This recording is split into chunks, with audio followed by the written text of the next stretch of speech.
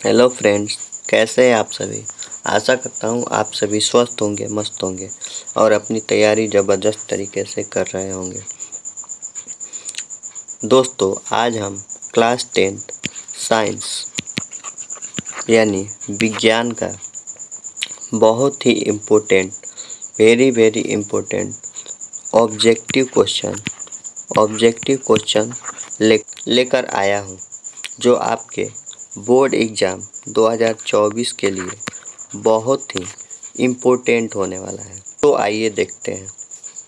दोस्तों, पहला प्रश्न है, माध्यम के सापेक्ष दूसरे माध्यम का अपवर्तनांक n/1 हो तो स्नेल का नियम से, तो स्नेल का नियम क्या कहता है? स्नेल का नियम कहता है साइन i बट्टे साइन r, यानी साइन i बट्टे साइन r। तो n/1 क्या हो जाएगा? साइन i बट्टे साइन r, यानी ऑप्शन नंबर सी इसका बिल्कुल करेक्ट हो जाएगा। ठीक है, अगला देखते हैं। अगला प्रश्न है, जब प्रकाश की किरण विरल माध्यम से सघन माध्यम में जाती है, तब आपतन कोण से अपवर्तन कोण होता है, क्या होती है? अभिलंब की ओर मुड़ जाती है, यानी कोण क्या हो जाता है? छोटा हो जाता है, यानी ऑप्शन नंबर बी इसका बिल्कुल करेक्ट हो जाएगा। ठीक है, अगला देखते हैं।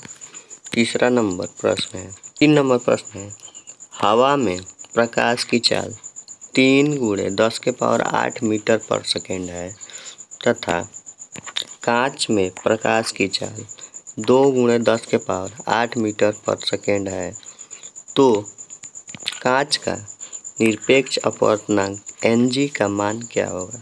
Ng मतलब निर्वात में और G मतलब ग्लास में। ठीक है, तो इसका मान याद करना है। तो निर्वात में कितना है? निर्वात में यानी हवा में प्रकाश की चाल कितनी है? 3 × 10⁸ और प्रकाश में, कांच में प्रकाश की चाल कितनी है? 2 × 10⁸। तो 10⁸ से 10⁸ कट गया तो बच्चा कितना है? 3/2, यानी क्या हो जाएगा? 3/2, यानी ऑप्शन ए इसका बिल्कुल करेक्ट हो जाएगा। ठीक है, इसको आपको याद रखना है दोस्तों। ठीक है, अगला देखते हैं दोस्तों। 3 नंबर प्रश्न है, मनुष्य में वृक्क संबंधित है। मनुष्य में वृक्क किससे संबंधित है? तो वृक्क उत्सर्जन से संबंधित है। ठीक है दोस्तों, इसको आपको याद रखना है दोस्तों।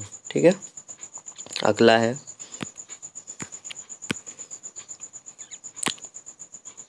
स्वपोषी पोषण के लिए आवश्यक है। तो स्वपोषी पोषण के लिए क्या क्या आवश्यक है? CO2, क्लोरोफिल, सूर्य का प्रकाश, यानी सभी आवश्यक है। ठीक है, ऑप्शन नंबर डी इसका बिल्कुल करेक्ट हो जाएगा। अगला देखते हैं। अगला प्रश्न है, प्रकाश संश्लेषण क्रिया में ऑक्सीजन बाहर निकलता है। तो प्रकाश संश्लेषण क्रिया में ऑक्सीजन किससे बाहर निकलता है? तो जल से निकलता है, यानी ऑप्शन नंबर ए इसका बिल्कुल करेक्ट हो जाएगा। इसको आपको याद रखना है दोस्तों। 7 नंबर प्रश्न है दोस्तों, जल तथा कांच का अपवर्तनांक 4/3 तथा 3/2 है, तो जल का कांच की अपेक्षा अपवर्तनांक होगा। तो जल का और कांच की अपेक्षा, तो जल का अपवर्तनांक कितना है? 4/3 है और कांच का अपवर्तनांक कितना है? 3/2 है। तो 3/2 ऊपर जाएगा तो उलट जाएगा, तो यानी 4/3 × 2/3, तो 4 दूनी 8/9, यानी ऑप्शन नंबर डी इसका बिल्कुल करेक्ट हो जाएगा। अगला प्रश्न देखते हैं। अगला प्रश्न है, जब आपतन कोण का मान क्रांतिक कोण के बराबर हो तब अपवर्तन कोण होता है। तो जब आपतन कोण का मान क्रांतिक कोण के बराबर होता है तो ये क्या होता है? ये क्षैतिज रेखा से होकर निकल जाता है, यानी यह अभिलंब से कितने डिग्री का एंगल बनाता है? तो 90 डिग्री का एंगल बनाता है। ठीक है, अपवर्तन कोण 90 डिग्री का एंगल बनाता है, यानी ऑप्शन नंबर बी इसका बिल्कुल करेक्ट हो जाएगा। इसको आपको याद रखना है दोस्तों। अगला प्रश्न है दोस्तों, दांत का मसूड़ा इनामेल दंत बल किस पदार्थ का बना होता है? तो जो काफ़ी कठोर रहता है, तो यह कैल्शियम फास्फेट का बना होता है। इसको आपको याद रखना है दोस्तों, ठीक है। अगला प्रश्न देखते हैं। अगला प्रश्न है दोस्तों, सोडियम क्लोराइड के जलीय विलयन से विद्युत धारा प्रवाहित करने पर यह वियोजित होकर सोडियम हाइड्रोक्साइड बनाता है। इस प्रक्रिया को कहते हैं। तो सोडियम से सोडियम हाइड्रोक्साइड बना रहा है, और ये क्या सोडियम क्लोराइड से हाइड्रोक्साइड बना रहा है, यानी क्लोराइड से क्या हो रहा है, क्षार बन रहा है। इसीलिए क्या हो जाएगा, क्लोर क्षार अभिक्रिया, यानी ऑप्शन नंबर ए इसका बिल्कुल करेक्ट हो जाएगा, ठीक है दोस्तों। अगला है, सामान्य आँख के लिए स्पष्ट दर्शन की न्यूनतम दूरी होती है।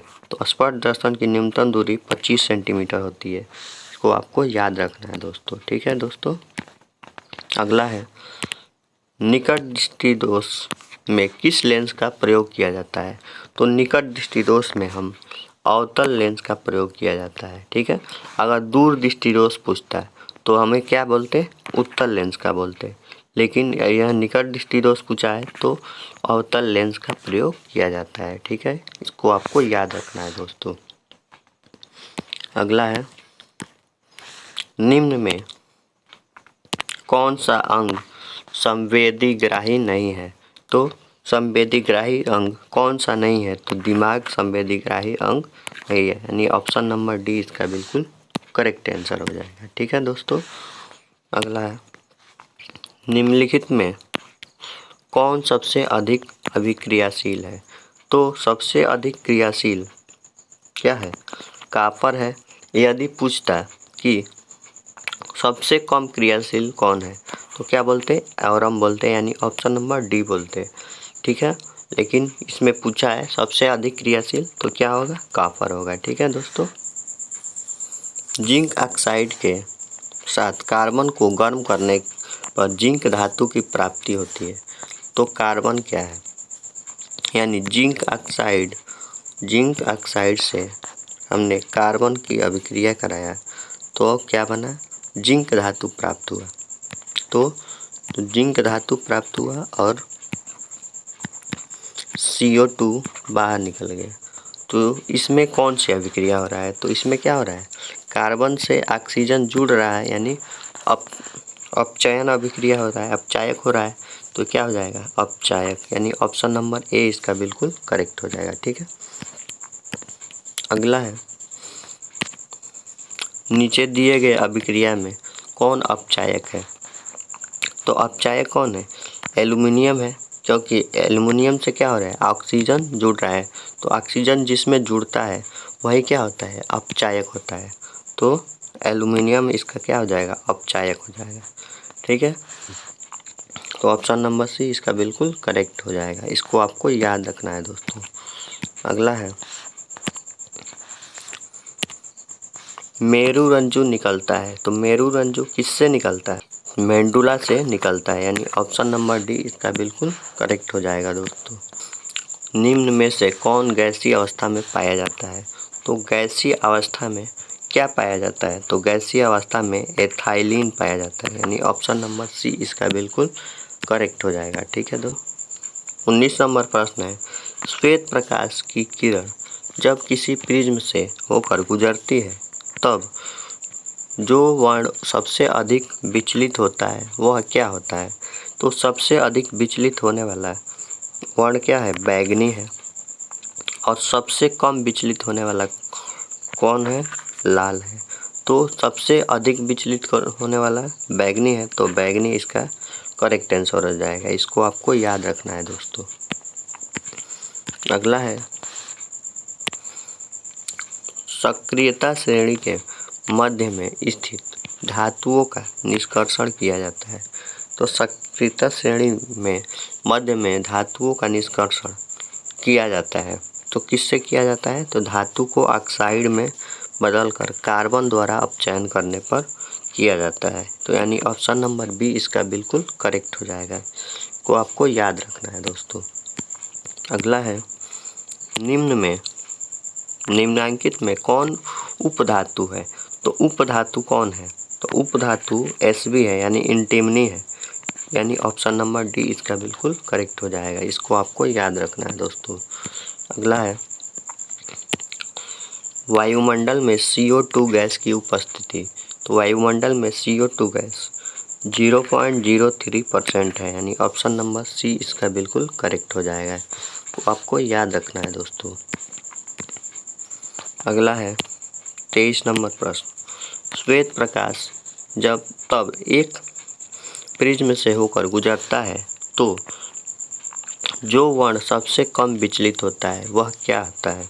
तो सबसे कम विचलित लाल होता है। यह अभी इसके पहले हमने बताया है कि सबसे कम विचलित क्या होता है? लाल होता है। और सबसे अधिक विचलित क्या होता है? बैंगनी होता है। तो सबसे कम जो विचलित होगा वो क्या होगा? लाल होगा। ठीक है, तो ऑप्शन नंबर ए इसका बिल्कुल करेक्ट हो जाएगा। इसको आपको याद रखना है दोस्तों। 24 नंबर प्रश्न है, किसी वस्तु का प्रतिबिंब नेत्र के किस भाग पर बनता है? तो किसी वस्तु का प्रतिबिंब नेत्र के रेटिना पर बनता है, यानी ऑप्शन नंबर बी इसका बिल्कुल करेक्ट हो जाएगा। इसको आपको याद रखना है दोस्तों। ठीक है, अगला है, निम्नलिखित में कौन सा मात्रक वाट के बराबर नहीं है? तो वाट के बराबर कौन नहीं है? तो ये भी वाट के बराबर है, ये भी वाट के बराबर है, ये भी वाट के बराबर है, ये वाट के बराबर नहीं है, यानी ऑप्शन नंबर डी इसका बिल्कुल करेक्ट हो जाएगा। ठीक है, V² ओम। ठीक है दोस्तों, इसको आपको याद रखना है दोस्तों। अगला है, निम्नलिखित में कौन सा पादप हार्मोन है? साइटोकाइनिन हो जाएगा, यानी ऑप्शन नंबर डी साइटोकाइनिन आपको याद रखना है दोस्तों। 27 नंबर, न्यूक्लियस शब्द किसके द्वारा दी गया है? तो न्यूक्लियस शब्द रॉबर्ट ब्राउन के द्वारा दिया गया है, यानी ऑप्शन नंबर ए इसका बिल्कुल करेक्ट हो जाएगा। ठीक है दोस्तों, दो तंत्रिका कोशिकाओं के मध्य खाली स्थान को कहते हैं सिनेप्टिक दरार कहते हैं, यानी ऑप्शन नंबर बी इसका बिल्कुल करेक्ट हो जाएगा। को आपको याद रखना है दोस्तों, क्या कहते हैं? सिनेप्टिक दरार कहते हैं। अगला प्रश्न है, निम्नलिखित में कौन उपधातु है? ये तो अभी हमने कराया है, क्या है? Sb है, एंटीमनी है, तो आपको याद रखना है दोस्तों। अगला है कार्बोक्सिलिक एसिड समूह है। तो कार्बोक्सिलिक एसिड क्या है? समूह क्या है? COOH है, इसे आपको याद रखना है दोस्तों। अगला प्रश्न है दोस्तों, इथाइलिन में कार्बन कार्बन के बीच दो आबंध मौजूद है, जिसमें कार्बन कार्बन के दो आबंध होते हैं, तो क्या होता है? इसमें एक होता है पाई बॉन्ड और एक क्या होता है? Sigma bond. एक होता है पाई और एक होता है सिग्मा बॉन्ड। तो यानी एक सिग्मा और एक पाई बॉन्ड पाया जाता है, यानी ऑप्शन नंबर ए इसका बिल्कुल करेक्ट हो जाएगा दोस्तों।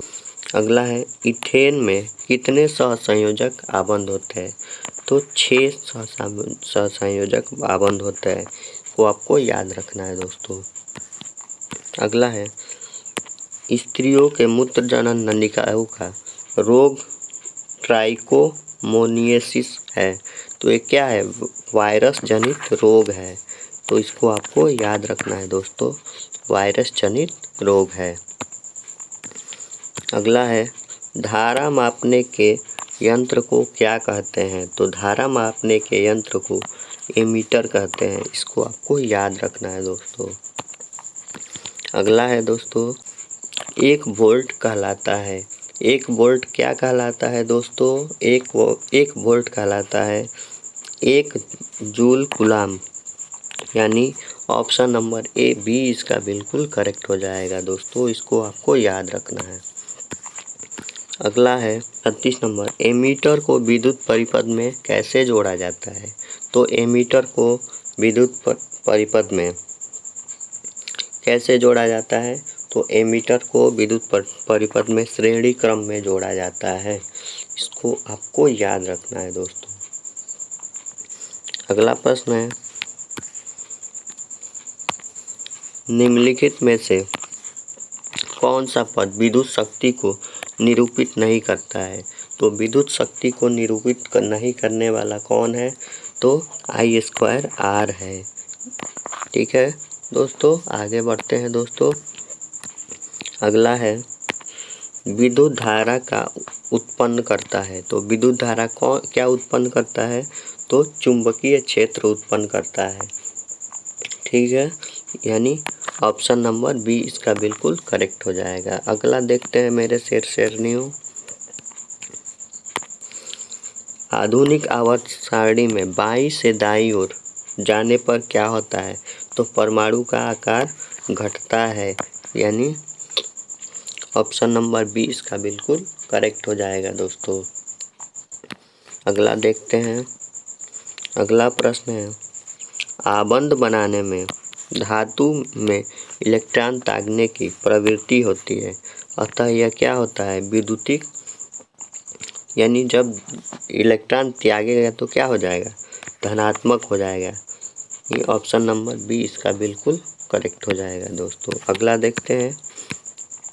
अगला है, इनमें कौन सी स्त्रियों के बाह्य जननेंद्रियां है? तो बाह्य जननेंद्रियां क्या है? योनि है, यानी ऑप्शन नंबर सी इसका बिल्कुल करेक्ट हो जाएगा दोस्तों। अगला है, पुरुष के शीर्ष का शिखर भाग कहलाता है। तो पुरुष के शीर्ष का शिखर भाग क्या कहलाता है? तो ग्लांस कहलाता है, यानी ऑप्शन नंबर बी इसका बिल्कुल करेक्ट हो जाएगा दोस्तों। अगला है, पुरुष का मैथुन अंग कहलाता है। तो क्या कहलाता है? शीर्ष कहलाता है, शिश्र कहलाता है, यानी ऑप्शन नंबर डी इसका बिल्कुल करेक्ट हो जाएगा दोस्तों। इन सबको आपको याद रखना है दोस्तों। अगला है, चुंबक द्वारा धारावाही चालक पर लगाए गए बल की दिशा मिलती है। तो किससे मिलती है? तो ये फ्लेमिंग के वाम हस्त नियम से मिलती है, यानी ऑप्शन नंबर सी इसका बिल्कुल सही हो जाएगा दोस्तों। इसे आपको याद रखना है दोस्तों। अगला है, विद्युत मोटर क्रिया आधारित है। तो किस पे आधारित है? तो आर्मेचर के घूर्णन पर आधारित है, यानी ऑप्शन नंबर सी इसका बिल्कुल करेक्ट हो जाएगा दोस्तों। अगला है, विद्युत चुंबक होता है। तो विद्युत चुंबक क्या होता है? तो अस्थायी चुंबक होता है, ये आपको याद रखना है दोस्तों। अगला है, डायनेमो का सिद्धांत आधारित है। तो डायनेमो का सिद्धांत किस पे आधारित है? तो डायनेमो का सिद्धांत विद्युत चुंबकीय प्रेरण पर आधारित है, इसे आपको याद रखना है दोस्तों। अगला है, नर युग्मक कहलाता है। तो नर युग्मक क्या कहलाता है? शुक्राणु कहलाता है। ठीक है दोस्तों, इसे आपको याद रखना है। अगला है, मादा जनन तंत्र का भाग नहीं है। तो मादा जनन तंत्र का भाग कौन नहीं है? तो मादा जनन तंत्र का भाग शुक्रवाहिका नहीं है, इसे आपको याद रखना है दोस्तों। दोस्तों आज का लास्ट और अंतिम प्रश्न है, जीन का रासायनिक संरचना क्या है? तो जीन का रासायनिक संरचना डीएनए है, इसे आपको याद रखना है दोस्तों आज के लिए इतना ही। और वीडियो आपको कैसा लगा कमेंट करके बताइएगा, और वीडियो अच्छा लगा हो तो वीडियो को लाइक और चैनल को सब्सक्राइब ज़रूर करें। मिलते हैं अगले वीडियो में, तब तक के लिए धन्यवाद।